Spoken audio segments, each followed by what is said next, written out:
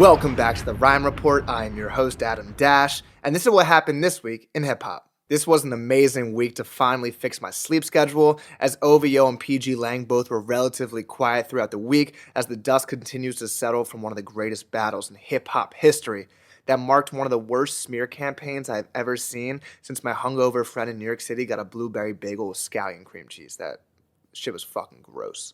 Kendrick Lamar's new anthem, Not Like Us, has gone #1 on the charts, marking Kendrick's first solo #1 song in his career. This song can be heard playing out of every car in America. It's being played during the NBA playoffs, and apparently it's also Chris Hansen's new ringtone.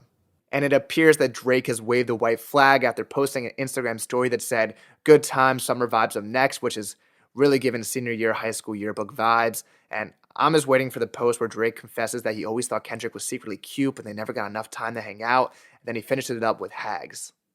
Drake's Instagram post was followed up by a post by Academics claiming that the boy is still locked in, and Academics later in the week also said that Drake's claims that Dave Free is secretly the father of Kendrick Lamar's kids is probably not true, which I think we all assumed. And throughout this battle, Academics has been an amazing informant. He's really this generation's Deep Throat.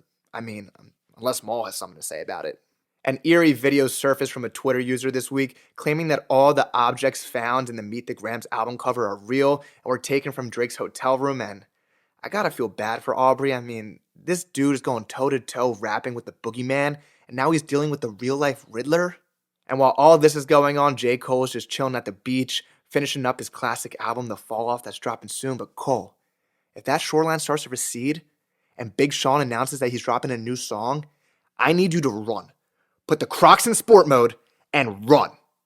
Famous Roots drummer Questlove shared his commentary on the beef, claiming that hip-hop is dead, and personally, I have never talked about hip-hop with more random strangers ever in my life, so with all due respect to one of the greatest of all time, maybe do what Drake said Metro should have done on push-ups.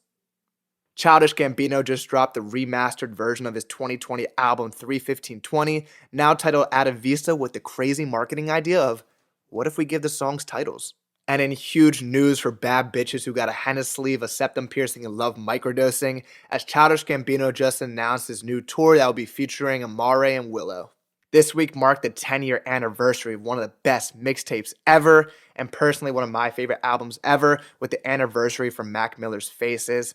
To make this album, Mac Miller spent a year in basically one room. He was only 22 and made this gem, while I've spent the entire year of being 22 in this room, making a video every single week that gets 50 views, so same thing. And to the dismay of a lot of suburban white kids who yell at their mom, say slat, and got free Jeffrey in their Instagram bio, as Gunna just dropped his new album, One of One, and as you can expect, Gunna and Roddy Ricch performing like Prime Jokic and Murray on this one.